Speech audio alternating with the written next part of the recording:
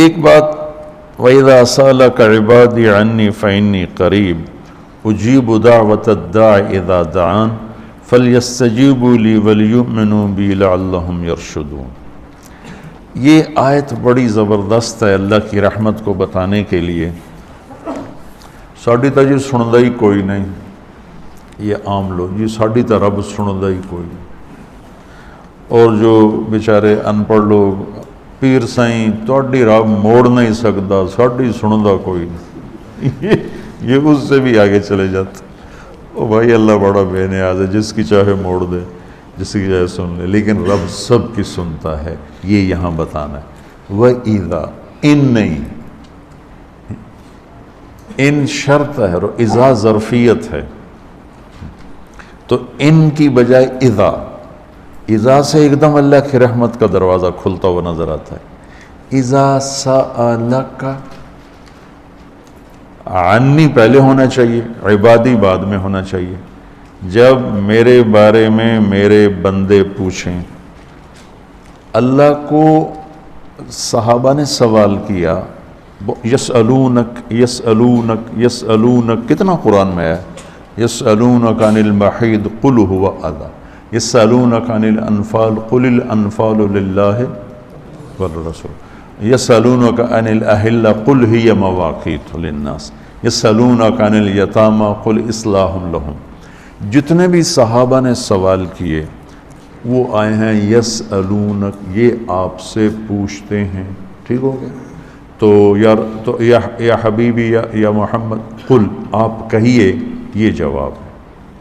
یہ سارے قرآن میں طرز ہے، وہ 14 کے 18 دفعہ یسألونک کا لفظ آیا ہے۔ صحابہ نے سوال کیا، اللہ کدھر ہے، قریب ہے تو مناجات کریں، دور ہے تو زور سے پکاریں۔ تو اس پر آیت یوں اترنی چاہیے تھی، یسألونک عنی، جیسے باقی آ رہا ہے سارے سوالوں کا جو لفظ آیا ہے یسألون، آپ سے پوچھتے ہیں، تو یہاں بھی ہونا چاہیے تھا آپ سے پوچھتے ہیں، عنی میرے بارے میں، قل تو آپ کہیے، ہوا قریب کہ وہ تمہاری قریب ہے۔ یہ میری بات سمجھ میں آئی؟ یہاں اللہ تعالیٰ نے وَإِذَا سَأَلَكَ، یسألون کا مطلب ہے کہ ابھی یہ جواب ہے، بعد میں بدل سکتا ہے۔ یسألونک عن کذا قل ہوا، تو یسألونک اور قل ہوا میں حتمی نہیں ہے، ابھی یہ بات ہے، کل کو بدل بھی سکتی ہے۔ اذا کا مطلب ہے کہ یہ ابدی جواب ہے، یہ جواب قابل تبدیل نہیں ہے، یہ آگے جو جواب آئے گا وہ ہمیشہ کے لیے ہے۔ اب سنو، وَإِذَا سَأَلَكَ عبادی عنی، اپنے آپ کو بعد میں ذکر کیا اور اپنے بندوں کو پہلے ذکر کیا۔ اذا سألک الناس المومنون، یہ آ سکتا ہے نا، العباد، اذا سألک العباد، کیا کہا عبادی، اللہ کو یہ سوال اتنا پسند آیا، اللہ کہ تم تو ہو ہی میرے بندے، میرے بارے میں اپنے آپ کو بعد میں ذکر کیا اور عبادی کو پہلے ذکر کیا۔ اب میں ایک مثال دیتا ہوں، آگے جو فإنی قریب، میں پوچھتا ہوں مولوی شاہد صاحب سے کہ مولوی عدنان کدھر ہیں، تو مولوی شاہد صاحب کے ذمہ ہے جواب دینا کہ جی یہ بیٹھے ہیں، ٹھیک ہے نا؟ میں پوچھتا ہوں مولوی شاہد، مولوی عدنان کدھر ہیں، تو مولوی شاہد کے جواب دینے سے پہلے مولوی عدنان کہ جی میں ہوں، کوئی فرق ہوگا؟ مجھے سمجھ میں نہیں آ رہا، شیخ رمزی واضح کرے تو کرے، مجھے سمجھ میں نہیں آ رہا کہ میں اس کو واضح کیسے کروں کہ اللہ کے نبی سے صحابہ پوچھ رہے ہیں رب کے بارے میں بتائیں، تو اللہ تعالیٰ اس کو یوں لا کر کہتا ہے کہ یہ آپ سے میرے بارے میں پوچھیں، تو میرے نبی آپ ہٹ جائیں، میں جواب دیتا ہوں، میں ہوں، تمہارے ساتھ ہوں، تمہارے پاس ہوں۔ شہرک سے زیادہ قریب ہوں، تمہارے ساتھ ہوں، تو کیسے کہتے ہو کہ میں تمہاری سنتا نہیں؟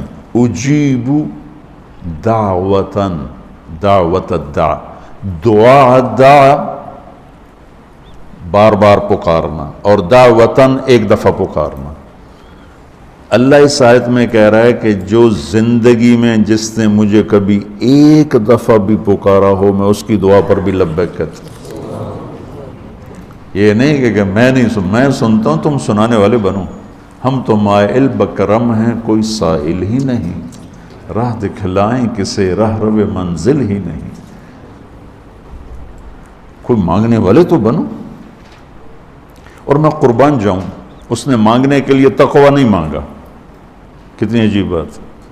اللہ کو پتہ ہے ہر آدمی تو تقوی والا نہیں ہو سکتا، نہیں، اور ہر آدمی علامہ بھی نہیں ہو سکتا، تہجد گزار بھی نہیں ہو سکتا، نمازی بھی نہیں ہو سکتا۔ ایک کام ہر آدمی کر سکتا، اللہ نے وہ لگا دے، مسلمان ہونا بھی نہیں لگایا۔ مسلمان ہونا بھی، ہندوؤں کو کوئی اور رب دے گا، ان کو تو اللہ ہی دے گا۔ تو میں قربان جاؤں، کہتا امن یجیب المضطر اذا دعاہ، بس مجھے آنسو بہا کے دکھا دے، پھر تو ہندو ہے، سکھ ہے، مسلم ہے، عیسائی ہے، آ جاؤں گا، میں آ جاؤں گا، سب کی سنتا۔ اجیب الدعوت الداع، ایک دفعہ بھی جو زندگی میں پکارتا ہے نا، اذا دعان، جب جس وقت اس کی زبان سے یا اللہ نکلے گا، میں لبیک کہتا ہوا ہوں گا۔ تو اس آیت میں بڑی تسلی اللہ نے دی ہے، بڑی تسلی دی ہے کہ اللہ کو پکارو، اللہ سے، صرف اللہ سے مانگو، صرف اللہ سے مانگو۔ وَإِذَا سَأَلْتَ فَاسْأَلِ اللَّهِ وَإِذَا اسْتَعَنْتَ فَاسْتَعِنْ بِاللَّهِ، مخلوق سے مت مانگو، پکارنا ہے تو صرف اللہ کو پکارو۔ اللہ نے خوبصورت مثال دی، ان الذین تدعون من دون اللہ لن یخلقوا ذبابا، اللہ تعالیٰ فرماتا ہے مجھے چھوڑ کر میرے بنائے ہوئے بندوں سے مانگتے ہو، ان سے کہو ایک مکھی بنا کے دکھا دے، اگر یہ ایک مکھی بنا کے دکھا دیں تو میں نہیں چھوڑ دے، نہ تو کل مانگ لے۔ ارے یہ مکھی کی ایک ٹانگ نہیں بنا سکتا، تو تم ان سے کیوں مانگتے ہو؟ ان سے مانگو، اس سے مانگو جس نے انہیں بنایا۔ تو اس آیت میں اللہ نے بڑی تسلی دی ہے کہ تم مانگنے والے رو دھو کے میرے سامنے رونا سیکھ لو، کر دوں گا، مضطر بن کے دکھا دو۔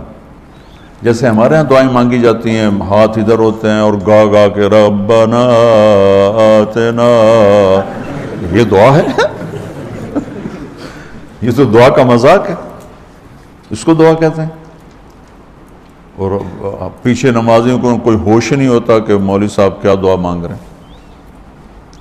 دعا تو ایک پکار، ایک فریاد ہے، عرش کو ہلا دے، اگر کوئی تڑپ کے اللہ کو دکھا دے تو۔